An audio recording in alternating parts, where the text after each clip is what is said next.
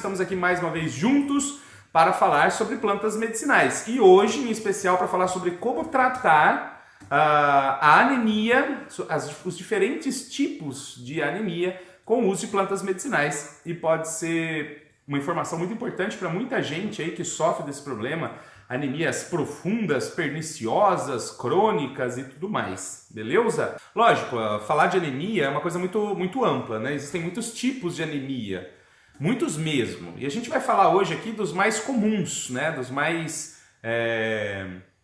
que a gente consegue, vocês provavelmente vão ouvir com mais frequência esses tipos de anemia. Mas pode ser que você encontre outros tipos de anemia ou que você seja diagnosticado com algum outro tipo de anemia. E aí é questão de procurar como resolver isso. Mas as plantas que eu vou passar para vocês hoje são plantas que têm uma eficiência muito grande para ajudar em vários tipos de anemia. Então, seja qual for o seu tipo de anemia, com certeza existe uma alternativa dentro dessas plantas que eu vou passar hoje para que vocês possam melhorar a qualidade de vida, certo? Vou mostrar algumas plantas que você não deve usar se você tem anemia. Vou dar um exemplo fácil assim. A pessoa tem anemia, tá com anemia. Aí ela tem diabetes. Aí falaram para ela, usa pau-tenente que é bom para diabetes.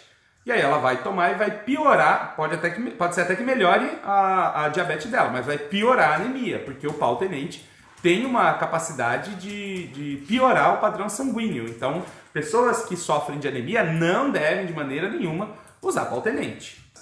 Bom, para começar, anemia então não é uma doença específica, mas é um conjunto de problemas, né? Então existem vários tipos de anemia. A caracterização básica dela é a falta de glóbulos vermelhos no sangue. Os glóbulos vermelhos podem ser chamados de hemácias, podem ser chamados de eritrócitos. São as células que transportam oxigênio no nosso corpo através da hemoglobina, que é uma proteína que está dentro dessa célula.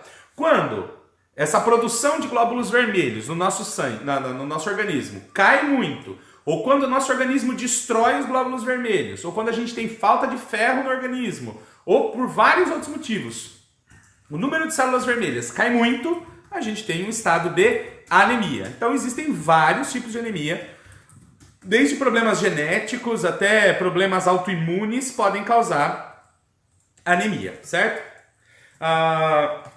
Algumas das causas aí que podem levar a anemia são, por exemplo, quando o seu corpo destrói as suas células vermelhas. E o próprio organismo, porque as células vermelhas têm uma idade, ela tem um ciclo de vida no organismo. Às vezes o nosso organismo destrói elas antes do prazo.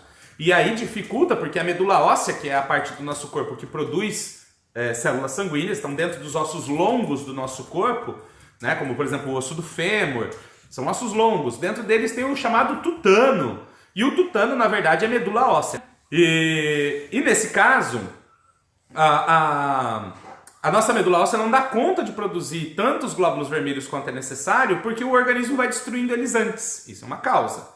Você pode ter pouca produção das células vermelhas do sangue. E aí, no caso, é uma deficiência de estímulo da própria medula óssea. Pode ser por falta de minerais necessários para produzir as células vermelhas, ou pode ser por um problema da medula óssea mesmo. Pode ocorrer também por perda das hemácias através de sangramento. Então, por exemplo, a pessoa está tendo um processo hemorrágico. Pode ser uma doença hemorrágica, como por exemplo, colite ulcerativa. A pessoa está perdendo sangue pelo intestino. Pode ser por conta de câncer no intestino. Pode ser uma úlcera rompida no estômago, que vai vertendo sangue. Pode ser um ferimento. A pessoa sofreu um acidente, teve um ferimento profundo com uma grande perda de sangue. E aí, depois desse processo, ou durante esse processo, ela vai desenvolvendo um quadro anêmico, porque ela está perdendo muita célula vermelha através do sangue dela. Em alguns casos, precisa fazer transfusão de sangue para recuperar esse material sanguíneo aí.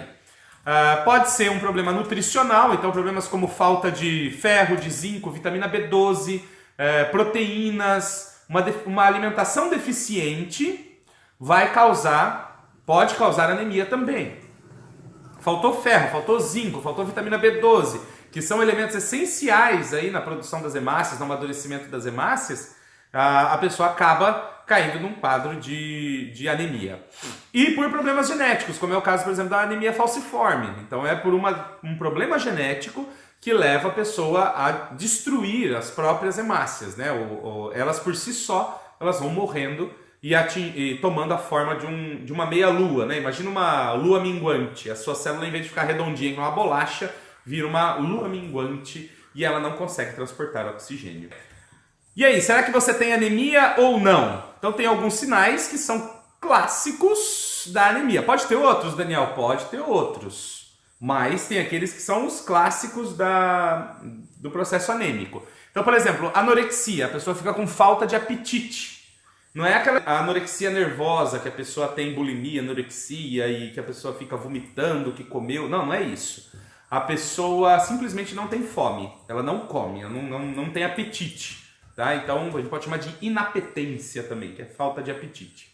A pessoa fica apática. O que significa isso? Ela fica assim, mole, sem vontade de fazer nada.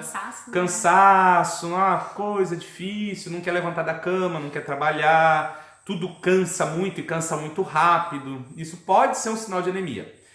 Cãibras, por conta da má oxigenação, o que acontece? Se o oxigênio não chega nas células musculares, o que acontece é que as suas células elas querem continuar a atividade delas. Então elas começam a fazer uma respiração diferente, que é uma respiração anaeróbica, chamada de fermentação. E quando ela faz fermentação, porque não tem oxigênio, ela vai ter que usar CO2, ela acaba produzindo substâncias que causam cãibras. Então, o estado de cãibra pode estar ligado com isso. Outra coisa é a dificuldade de aprendizado, principalmente nas crianças. Crianças anêmicas têm mais dificuldade de aprendizado porque falta oxigênio, falta oxigenação no cérebro. As células cerebrais ficam em desvantagem nesse caminho. E pode até haver, em casos muito profundos e graves, morte das células cerebrais e com perdas irreversíveis aí. Então, crianças que não aprendem, que são meio jogadinhas, meio apáticas. É legal dar uma olhada no sangue dela, porque pode ser um caso de anemia. Pode causar dor no peito, né? No sistema respiratório, pode causar dor, o estado de anemia. Fadiga generalizada, que é aquele cansaço que a pessoa não sabe de onde vem e está sempre cansado, está sempre sem vontade de fazer nada. Pode causar hipertensão arterial, então pode haver elevação da pressão arterial, pode acontecer falta de ar também, né? Então é importante observar. Fica com a respiração muito ofegante. Indisposição para trabalhar, que está ligado com a fadiga generalizada também. É quando você chega no trabalho e fala assim, Jesus, o que eu estou fazendo aqui? Por que eu não morro agora? É mesmo? A pessoa fica realmente inservível para o trabalho. Pode haver a palidez das mucosas, né? Então, se você olha, por exemplo, a gengiva das pessoas, não está rosinha, está branca. Você olha o olho aqui por dentro, não está rosinha, está branco. Então, as mucosas vão ficando esbranquiçadas. Porque a mucosa é uma área onde a circulação periférica é muito evidente. Fica vermelhinho, fica rosadinho, porque tem muito sangue circulando superficialmente. Quando falta a célula vermelha, então o sangue não está tão vermelho. Então, a coisa fica, a pele naquela região fica bem esbranquiçadinha. Ainda tem taquicardia, né? O coração pode ter uma aceleração, justamente porque falta oxigênio. Ele tenta fazer o sangue circular mais rápido para chegar mais rápido nos lugares e tentar oxigenar o corpo para que não haja falência. Então ele vai bater mais rápido. Pode haver confusão mental, isso já em estados profundos de anemia. A pessoa tem confusão, não reconhece as coisas, não sabe onde está. Isso pode ser um estado anêmico. A pessoa acha que está tendo um AVC, mas na verdade é anemia. E pode haver perda de peso também. Isso nos estados profundos de anemia, a pessoa começa a perder peso. E aí precisa observar. Então, a pessoa que tem uma anemia profunda acaba tendo perda de peso também. Então é importante observar todos esses sintomas. Se você tiver alguns desses sintomas reunidos, não um só, mas alguns, é legal você procurar um médico para fazer um exame de sangue, né? Ou você pode ir direto num laboratório de análises clínicas, fazer uma coleta de sangue, pedir um hemograma completo e verificar como é que está a condição do seu sangue. A única maneira de descobrir uma anemia geral, o único jeito de descobrir é fazendo um exame de sangue, fazendo um hemograma. Outros tipos de anemia, tipo falciforme, megaloblástica e tudo mais, aí tem alguns exames específicos. Mas para identificar se é ou não é anemia, o exame de sangue já nos diz se é ou se não é. E se você for fazer esse sangue, existem dois parâmetros que você precisa observar. O primeiro dele é o hematócrito. O hematócrito é o conjunto de células vermelhas do seu sangue. Quanto de células vermelhas você tem? Para cada tanto de sangue, qual percentual é de células vermelhas? E o segundo é a contagem de hemoglobina total, que aí vai ver quanto de hemoglobina tem no seu sangue. Então são esses dois parâmetros que são utilizados para medir a anemia. O seu hematócrito, ou seja, o conjunto de células vermelhas do seu sangue, tem que estar entre 41% e 54% no caso de homens e entre 35% e 47% no caso das mulheres. E mulher tem menos por quê, Aninha? Não sei. Porque menstrua. Ah, tá. Então, normalmente tem menos do que os homens. Tem muitas mulheres que têm anemia quando tá durante... É chamada de anemia aguda. Ela acontece num determinado momento do mês ou da vida ou de alguma situação que acontece, mas não quer dizer que a pessoa é anêmica. Quer dizer que ela está no estado agudo de anemia e isso vai passar. Normalmente passa. O próprio organismo resolve. Mulheres que menstruam por muito tempo também, né? Pessoas que têm, por exemplo, miomas, que têm adenomiose, endometriose, menstrua por 21 dias, aí acaba ficando anêmica. Também, quem tem anemia tem sempre ou não? Depende. Tem anemias que são agudas e tem anemias que são crônicas. A anemia aguda é aquela que, por exemplo, por conta de uma questão menstrual, ou por conta de um ferimento, ou por conta de algum medicamento que a pessoa tomou, ela entrou no estado anêmico. Tem um monte de medicamentos que você toma, que você não lê a bula, né? Mas se você lê a bula, tem um monte de medicamentos que você toma que causam anemia. Tem que ler bula. Porque se você lê a bula, você não toma o remédio. Eu sempre falo para as pessoas, você só está tomando esse remédio porque você não leu a bula. Lê a bula para você ver, você para na hora de tomar o remédio. E tem muitos remédios que as pessoas tomam livremente e que, na verdade, causam anemia, né? Então, enquanto você toma o remédio, você está no estado anêmico. Então, é um problema. E as anemias crônicas são aquelas que vão perdurar por toda a vida ou precisam ser controladas sempre e coisa e tal. Aí depende muito do tipo de anemia, mas acontece sim. Anemia aguda, ela acontece, por exemplo, no pós-parto. Mulheres que tiveram parto, ela perde muito sangue durante o parto e mais alguns dias depois ela pode continuar perdendo sangue e isso vai causar um estado anêmico. Aí precisa aumentar a produção de células vermelhas no organismo para combater, para reverter esse quadro aí. É muito fácil reverter, né? Só precisa ter as condições adequadas para reverter. Então isso seria uma anemia aguda. Das outras anemias, que são mais crônicas, a gente tem a mais comum. Porque assim, o que a pessoa acha? Eu tô com anemia, o médico falou que eu tô com anemia, vou comer ferro, preciso de ferro. Põe beterraba no feijão e vamos comer ferro. Vamos comer espinafre porque tem ferro, vamos comer não sei o que porque tem ferro, vamos comer suco de fígado com beterraba porque tem fígado. Eu vi aqui também, sobre. Não consigo nem pensar. Fígado. Então, nem sempre o problema é ferro. E aí você está obrigando a pessoa a engolir. Né? Quando a gente é criança. Nossa, engolir essa tragédia de fígado com beterraba para ver se aumenta o ferro. E aí o problema não é ferro, muitas vezes. Né? Muitas vezes é outro problema. Mas existe um tipo de anemia que é por falta de ferro, que é chamada de anemia ferropriva. Ou seja, ferropriva quer dizer por privação de ferro, ou seja, por falta de ferro. Então, sim, a mais comum entre as anemias é a ferropriva. E ela está diretamente ligada à alimentação. É uma deficiência alimentar. Você não consome ferro suficiente. E aí, você está comendo comidas que são chamadas de comidas vazias, né? Comida industrializada, comida pronta e tudo mais.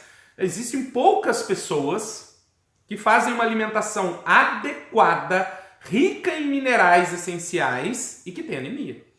Aí é um outro problema. A pessoa pode ter uma deficiência do fígado e a pessoa pode ter uma deficiência nos rins. É outro departamento. Então tem esse problema, né? Da falta de ferro, é chamado de anemia ferropriva. Tá ligado justamente com o processo de alimentação desequilibrada das pessoas, falta dos elementos essenciais, aí, minerais essenciais da alimentação. E pode estar ligado com doenças intestinais que reduzem a absorção de ferro. Se você tem síndrome de Crohn, síndrome do intestino irritável, doença celíaca, intolerância a glúten, alergia à lactose, se você tem, todas essas, colite, né, se você tem todos esses problemas, qualquer um desses problemas inflamatórios do intestino, o seu intestino funciona mal e ele absorve mal os nutrientes, entre eles o ferro. Então é comum que pessoas que têm essas doenças intestinais também tenham deficiência de ferro, tá? Então é legal observar se você sente algum tipo de desconforto ou cólica intestinal, verificar o estado do seu sangue para ver se não está causando anemia. Não é todo mundo, mas pode vir a causar. Tá? E uma coisa muito importante que vocês precisam saber, vou fazer uma revelação aqui agora, vou revelar para vocês o segredo do ferro. Não adianta comer ferro se você não consumir vitamina C. Se você consumir só alimentos ricos em ferro, o que vai acontecer? O ferro vai embora nas fezes. Ele não vai ser absorvido. Você precisa de vitamina C. Se você vai fazer, por exemplo, uma salada com folhas verdes, limão, muito limão nessa salada. Por quê? Para absorver isso aí. Ou então toma uma limonada, mas não pode fazer a limonada ao meio-dia para tomar às 2 da tarde. Tem que espremer o limão e tomar a limonada, senão a vitamina C vai embora. Bom, o segundo tipo de anemia que eu vou falar para vocês é a megaloblástica. E o que é uma anemia megaloblástica? É o seguinte, vou tentar explicar rapidamente. Quando a nossa medula óssea produz células vermelhas de sangue, elas não estão prontas para a sua função de transportar oxigênio no organismo. Elas passam por vários processos para que elas amadureçam.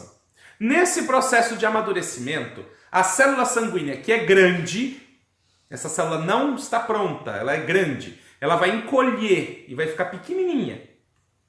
E nesse processo de encolher, ela vai jogar fora o núcleo dela, ela vai perder o núcleo. Então é uma célula anucleada, ela não tem núcleo. É a única célula do nosso organismo que não tem núcleo, é a célula vermelha do sangue. E ela se achata formando o formato de um disco, achatado.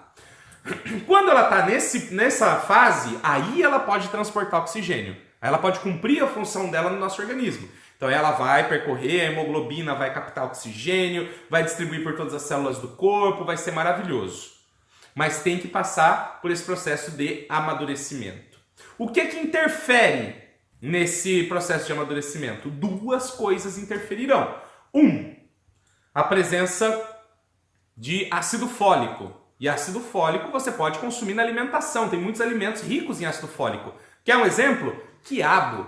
Quiabo é rico em ácido fólico. Mulheres gestantes, em vez de ficar se entupindo de complementação química, devia estar comendo quiabo. Come quiabo com frango, quiabo na salada, quiabo cozido, quiabo refogado com carne de soja. Quiabo é maravilhoso, certo? Então, o ácido fólico é muito importante para o amadurecimento das hemácias. Segundo, e esse é o maior problema, vitamina B12. Vitamina B12 é a única vitamina do complexo B que só é encontrada em animais. Não existe vitamina B12 em nenhuma planta. Atenção, veganos. Tem pergunta da Adri que ela falar sobre isso. Atenção, veganos. Não existe nenhum vegetal conhecido pelo homem que produza vitamina B12. Quem é responsável por produzir vitamina B12? São bactérias intestinais. Bactérias que moram no intestino das vacas, dos porcos, das galinhas, dos peixes, das rãs e de todos os outros animais, dos coelhos que as pessoas consomem, produzem vitamina B12. Então, como somente essas bactérias podem produzir e elas são utilizadas, sintetizadas no organismo dos animais, é consumindo o organismo desses animais ou os produtos dos animais é que a gente encontra a vitamina B12, certo? Qualquer outra condição, qualquer outra fonte de vitamina B12 que as pessoas inventem por aí, desculpa, é um achismo da pessoa, não tem comprovação científica. Porque eu comi levedura de cerveja e aí tem vitamina B12. A quantidade de vitamina B12 que tem na levedura de cerveja é tão pequena, tão pequena, tão pequena, que você deveria comer mais ou menos um balde de levedura de cerveja por dia para conseguir suprir a sua necessidade de vitamina B12. Você não vai fazer isso. Nós temos um outro tipo de anemia, que é uma anemia perigosa, que é a anemia hemolítica. Esse é um estado de anemia em que as células do sangue elas vivem menos do que deveriam. O nosso organismo mata essas células sanguíneas mais rápido do que deveria. Uma célula sanguínea tem que viver aproximadamente 120 dias. É o tempo que ela sai da medula óssea, amadurece, circula a corrente sanguínea e morre e vai para o baço, vai ser absorvida pelo baço. Menos do que isso, você está prejudicando a produção de células vermelhas, porque a sua medula óssea não vai dar conta de produzir mais do que o que ela já produz nesse período. Ela é programada para esses 120 dias de vida das células. Então você começa a ter um déficit cada vez maior e é acumulativo. Então cada vez você tem menos células vermelhas no seu organismo. Outro processo que pode acontecer é um processo autoimune. Então, o que é uma doença autoimune? É quando o nosso sistema imunológico resolve atacar alguma parte do nosso corpo. Então, por exemplo, artrite reumatoide. O sistema imunológico ataca as articulações. Psoríase autoimune. O sistema imunológico ataca as células de pele e causa psoríase. Diabetes autoimune, que é a diabetes tipo 1. O sistema imunológico mata as células do pâncreas que produzem insulina. E assim vai, com dezenas de doenças autoimunes que podem existir.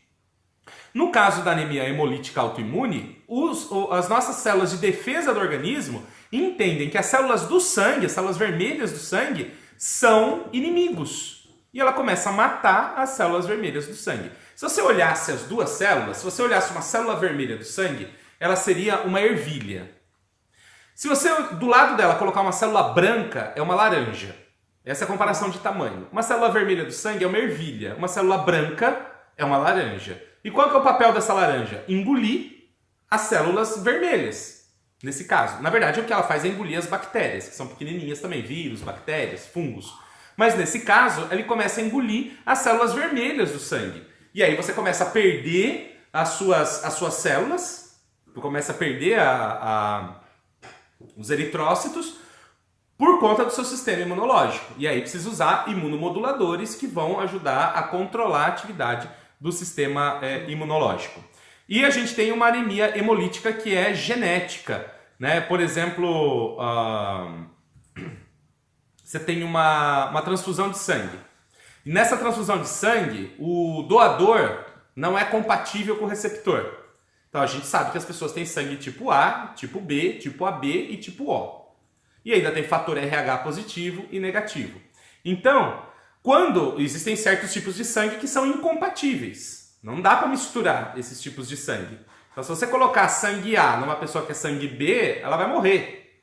Por quê? O sistema imunológico vai começar a atacar esses glóbulos vermelhos aí, desse sangue que não é compatível, e vai causar uma anemia hemolítica por conta dessa incompatibilidade genética entre os dois tipos de sangue. Então, por isso é muito criterioso nos bancos de sangue averiguar qual é o tipo de sangue da pessoa, qual é o tipo de sangue do doador, para que haja uma doação que seja segura, certo? Mas são os 3 tipos de anemia hemolítica que podem acontecer. Vou falar agora sobre a anemia falciforme.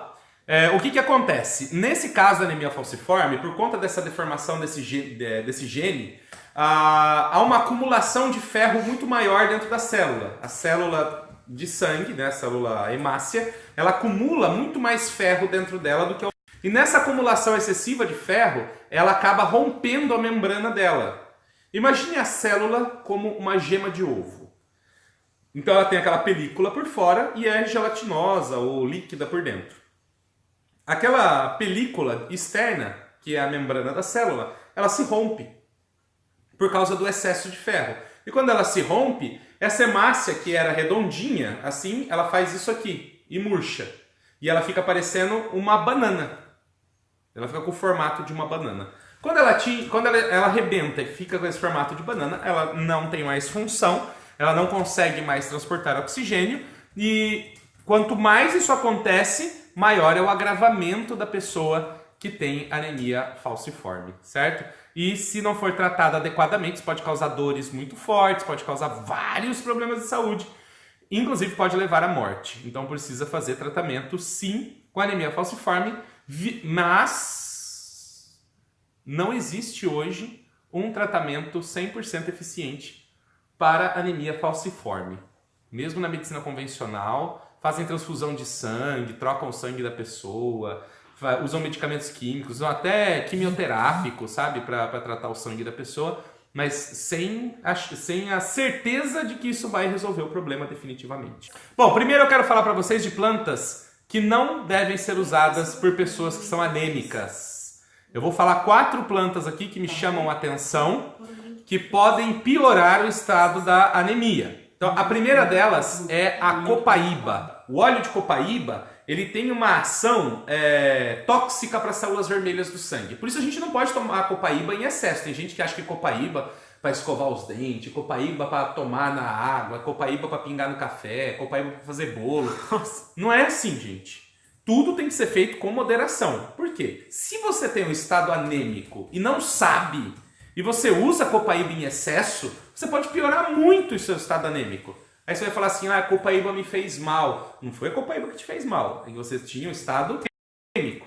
E a copaíba, ela tem uma ação levemente tóxica para as células do sangue, tranquilamente. Agora, se você tem um estado anêmico, se você tem anemia falciforme, se você tem algum tipo de anemia grave, isso pode ser perigoso. Segunda planta, melão de São Caetano. As folhas do melão de São Caetano, elas podem aumentar a destruição das células vermelhas. Lembra da anemia hemolítica? Então, isso é um problema grave, porque no caso da anemia hemolítica, o melão de São Caetano pode causar danos severos. Se você tem qualquer tipo de anemia, não use melão de São Caetano, certo? Não use melão de São Caetano, porque ele pode piorar o seu estado anêmico, tá?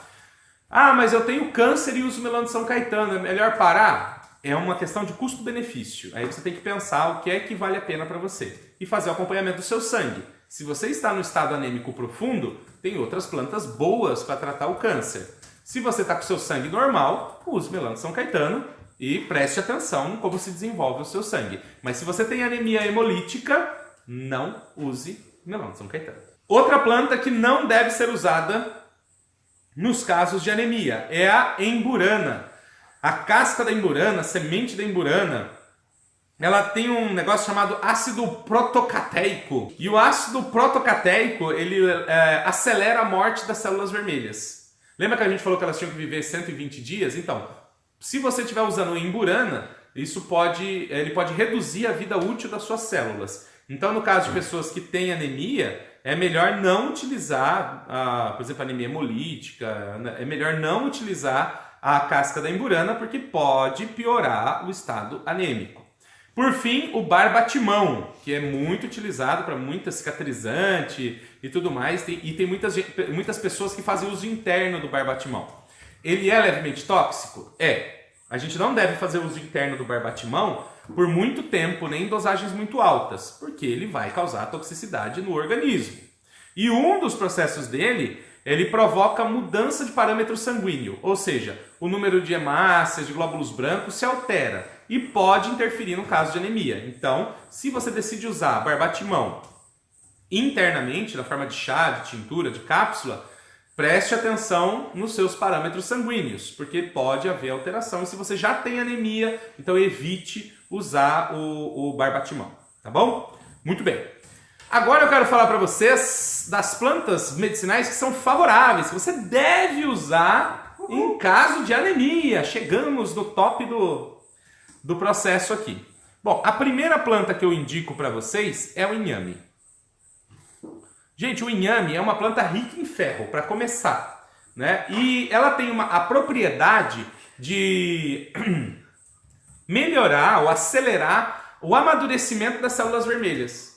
Então, por exemplo, na anemia megaloblástica, ele pode ajudar nesse amadurecimento. Na hemolítica, que as células morrem mais rápido, ele pode ajudar nesse amadurecimento das células novas que estão se formando para acelerar, para melhorar os padrões sanguíneos. Como que você vai usar o inhame? Come inhame, gente. O mamão. A folha do mamão é um espetáculo. Por quê? Primeiro, ela fortalece a membrana da célula. Então, no caso, por exemplo, de anemia falciforme, que essa membrana da célula se rompe, a folha de mamão, ela dá mais força, mais rigidez para essa membrana celular. E ela impede, ou pelo menos dificulta, ou reduz o rompimento dessas células. Isso é muito legal. É muito utilizado para tratar dengue hemorrágica, é o uso da folha de mamão, certo? É excelente a folha de mamão. E no caso da anemia também você pode utilizar. Além disso, o mamão ele controla o sistema imunológico. Então, se você tem uma anemia hemolítica que é autoimune, a folha de mamão vai te ajudar também controlando a atividade do sistema imunológico. Além de aumentar o número de plaquetas no organismo e, por exemplo, pessoas que têm anemia por conta de hemorragias, né, de sangramentos excessivos, a folha de mamão pode ajudar aumentando o número de plaquetas e reduzindo esses sangramentos. Então vale muito a pena utilizar a folha de mamão também, pode ser um auxiliar importante no seu tratamento. A próxima, chapéu de sol. Amendoeira da praia, castanheira, castanhola, sete copas, chapéu de sol. Ele tem uma ação muito importante. As pesquisas que eu li sobre ele demonstraram que ele tem uma capacidade de impedir a deformação das células no caso da anemia falciforme. Então lembra que você tem uma ruptura da membrana e aí ela afunila, em vez de ficar redonda como uma esfirra, ela fica achatada como uma banana, assume o formato de uma banana. E o chapéu de sol, as folhas novas do chapéu de sol demonstraram a capacidade de reduzir essa deformação das células no caso de anemia falciforme. Então já demonstra que ela pode ser utilizada para amenizar os efeitos aí da anemia falciforme. Outra planta que é muito conhecida no Brasil por conta de suas atividades antianêmicas é o genipapo. O uso do fruto do genipapo realmente ele é muito rico em ferro e vale muito a pena. As pessoas tomam licor de genipapo, fazem doce de genipapo, suco de genipapo. O importante é que o genipapo tem essa propriedade e você pode utilizar o fruto dele, seja para fazer chá, seja para fazer tintura, para fazer doce, fazer licor, fazer xarope. Pode utilizar o genipapo porque vale muito a pena sim, por ser... Então assim, anemias ferropriva, o genipapo ajuda bastante, tá? Picão preto. Pô, picão preto é um negócio de Deus nessa hora. É um presente de Deus para quem tem anemia, gente. Seja a bidens pilosa, que é aquela que não tem pétalas brancas, ou seja a bidens alba, que tem pétalas brancas. O picão é uma planta excepcional. Ele protege as células sanguíneas e ele tem a capacidade de impedir a hemólise, que é a morte da célula. Então, se você tem uma anemia hemolítica, picão preto para salvar suas células, vai evitar a morte prematura dessas células. Olha que coisa legal que o picão faz. Né? Então, como a gente falou, quem tem anemia hemolítica tem esse processo em que o organismo acaba matando a célula vermelha antes do tempo, que são 120 dias. O picão preto vai prolongar esse tempo de vida da célula vermelha e isso é muito legal para quem tem esse tipo de anemia. E ele tem uma ação que é antioxidante. Ou seja, o que é a oxidação? Oxidação é o processo pelo qual as nossas células envelhecem e morrem. E por ele ser um auto-antioxidante, ele tem a capacidade de proteger as células sanguíneas. Isso tem pesquisa demonstrando que as células sanguíneas, sob a ação do picão preto, elas envelhecem menos e morrem menos. Então as suas células sanguíneas viverão muito mais se você estiver utilizando picão preto. Próxima planta, batata doce. E não é para comer a batata.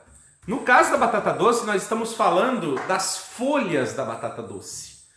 Gente, folha de batata doce é uma delícia. Não sei quem já comeu folha de batata doce aqui, mas é um negócio muito bom. É melhor que, na minha opinião, é melhor que couve.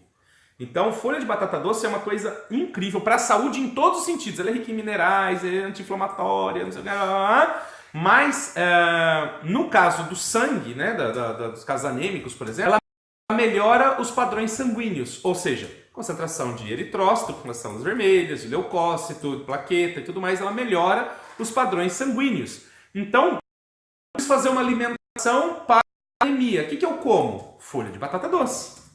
Eu não tenho folha de batata doce. Pô, vou te dar uma dica crucial agora. Você compra uma batata doce. Aí você corta as duas pontas dela. Aí você põe na água e você fica olhando. Sabe o que acontece? Germina. E sabe o que acontece quando germina? Sai folhas. Sai folhas. E sai folhas para todo lado. Se você deixar uns 15 dias essa batata doce germinando, você vai ter ramas de mais de 1 metro de batata doce. Na sua cozinha, você deixa em cima da geladeira, ela vai caindo do lado da geladeira. Aí quando cresceu, você corta e consome as folhas da batata doce. Refogado, salada, põe no suco verde, você faz o que achar melhor. Mas consuma as folhas da batata doce. Você pode produzir organicamente na sua casa e vai ser uma maravilha. Se você tiver um vaso, faz melhor ainda. Enfia no vaso essa batata doce. Né? Não precisa deixar na água, põe no vaso a sua batata doce. Se você tem um quintal, a batata doce vai se espalhar e você vai comer. Vai ser uma verdura fantástica para a sua alimentação. Beleza? Outra planta, erva de São João, também chamada de mentrasto, picão roxo, caatinga de bode.